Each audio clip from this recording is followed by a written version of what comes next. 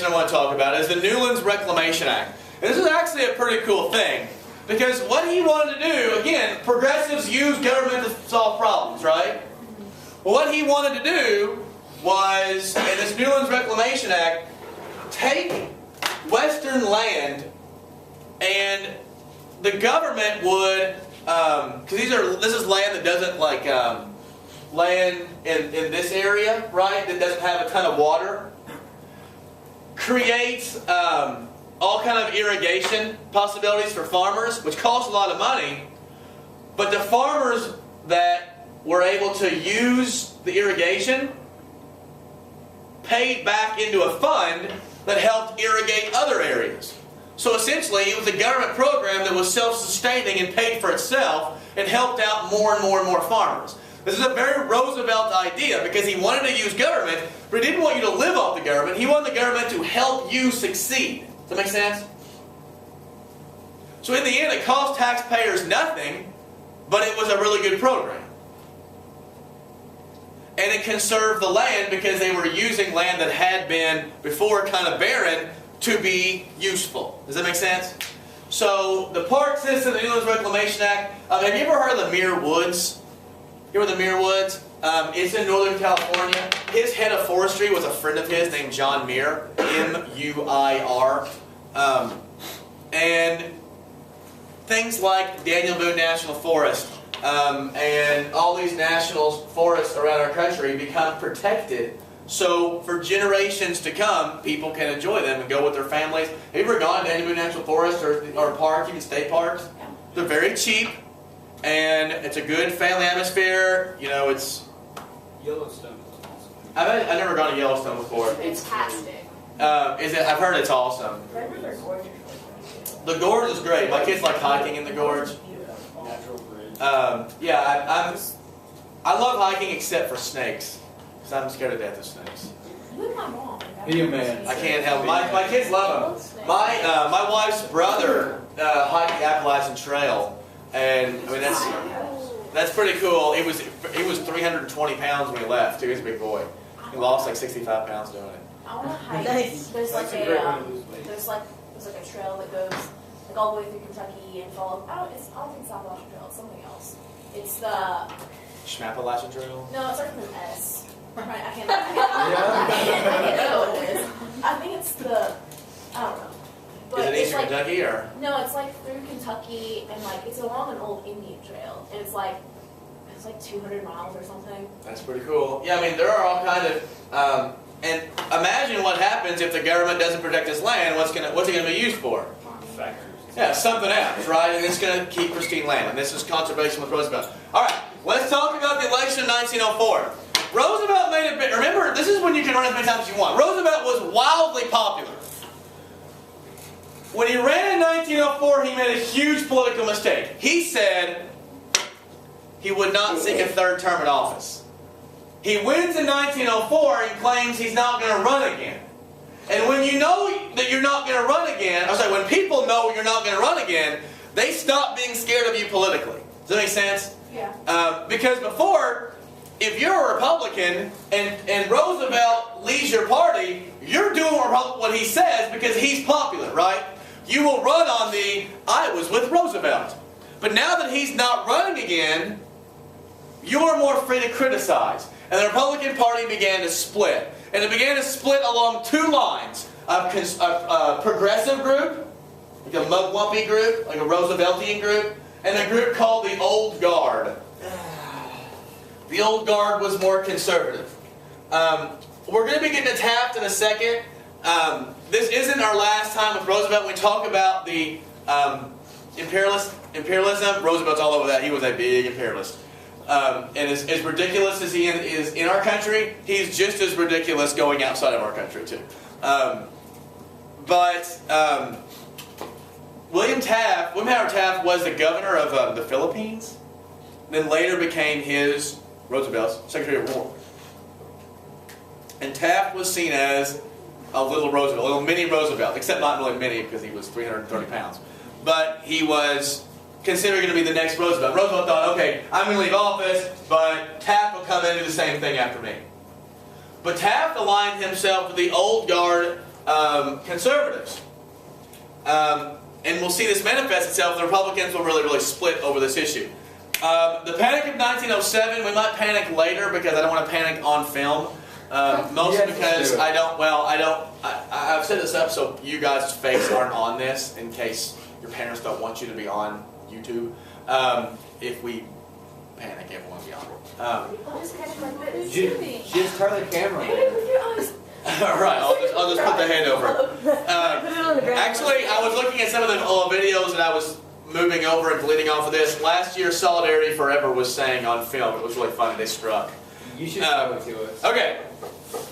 The Panic of 1907 was very brief, but it was severe. And because of its severity, specifically in the world of banking, the over-speculation was in the world of banking.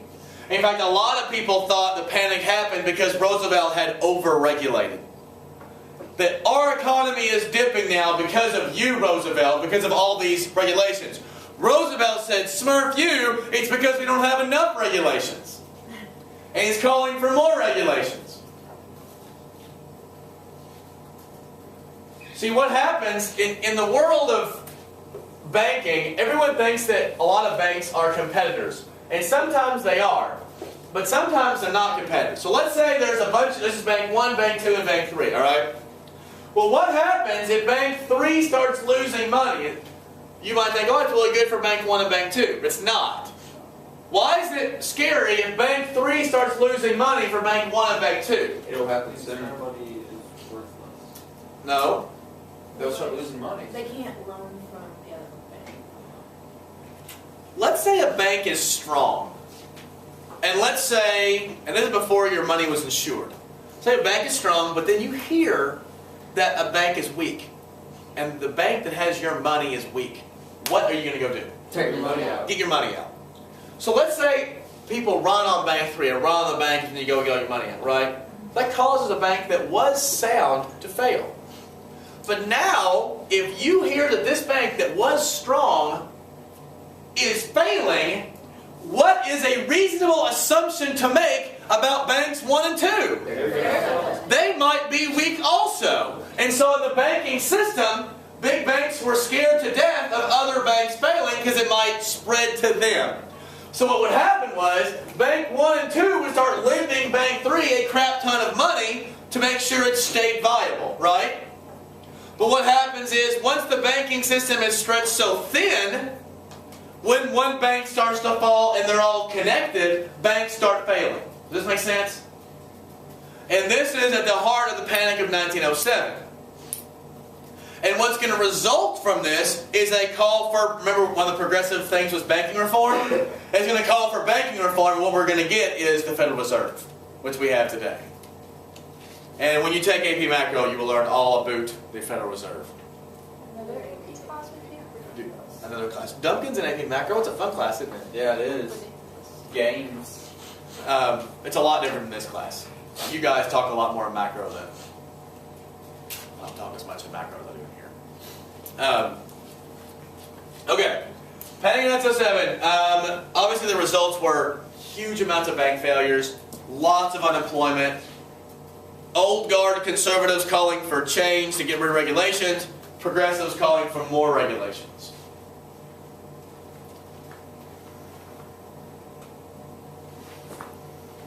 Then we get the election in 1908. So 1908 comes on the heels of the Panic of 1907.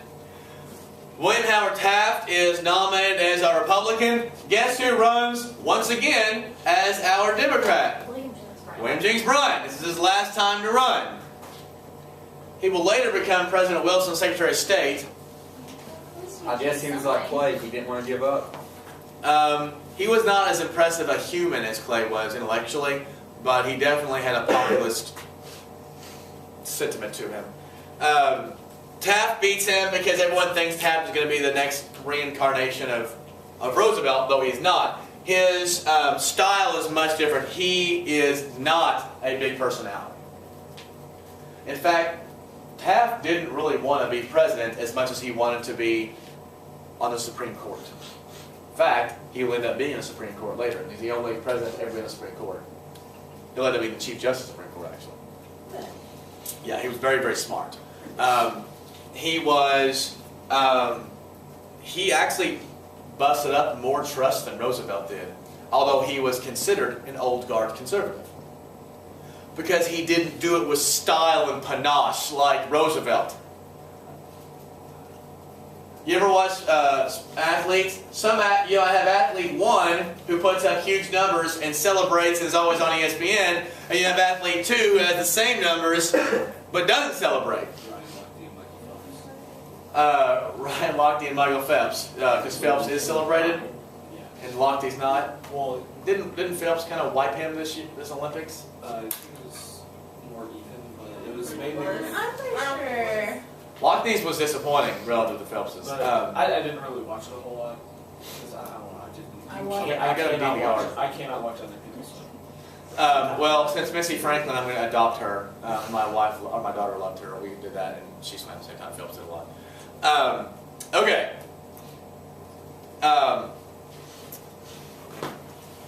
Don't worry about dollar diplomacy because we're getting into that when we get to the imperialism. But Taft is trustbuster. He did favor business over progressive reforms, but he did have reforms. He just went about things more quietly.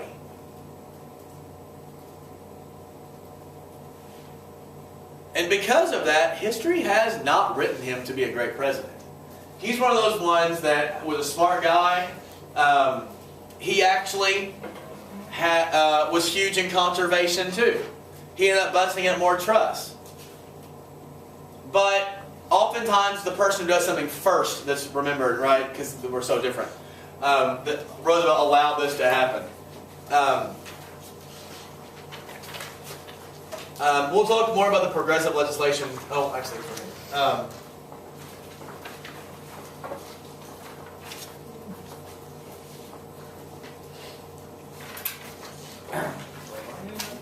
Mr. Sarah, yeah. how come that if Roosevelt wasn't sitting the 3rd term, how come he ran it as a progressive? In 1912, because he came back. We'll learn about that in a minute. Okay, a couple things he did. The Mann-Elkins Act, his progressive legislation. The Mann-Elkins Act actually, telegraph and telephones were new forms of communication. He put those under government regulation. He also created the Bureau of Mines for mine safety. So he was relatively progressive next to McKinley, but not next to Roosevelt. And the Republicans are going to split. And they're going to split over a couple of issues. If you're a progressive, are you for or against tariffs? Remember, you're for consumers. So if you're for consumers, you're against tariffs. Because what do tariffs do to prices? Increase prices. But who was for tariffs? Big business, right? So in 1909, the Payne-Aldrich tariff was passed and signed off by Taft, who said he wasn't going to keep tariffs high, but did. And it increases tariffs to, what was it, 45%? Weren't they already ridiculously high? Yeah, they were high, but a lot of those tariff rates have time limits on them, sort of like our tax policy, the fiscal cliff thing. This one keeps tariffs really high, and this makes Roosevelt mad. Roosevelt, after he left office, went to Africa on safari, of course. Have you seen a picture of him next to the giant elephant? So this is going to split, and then over the issue of conservation, the Bollinger-Pinchot controversy. Taft fired a conservationist who did not want. Taft fired a conservationist who did not want government to be, or did not want public land to be used by businesses. Gifford Pinchot, which was the agriculture head of forestry at the time after John Maynard, was going after Bollinger, who was the Secretary of the Interior, who was in control of the Forest Division. and he was criticizing Bollinger, saying, you cannot let government allow businesses on conserved land. But Taft, because he was an old guard conservative and more aligned with businesses, allowed for businesses to go on to conserved land and fired Pinchot. And this really pissed off Roosevelt. So these two things, over conservation and over this consumer protection, makes the Republicans split permanently between the progressives and the old guard conservatives.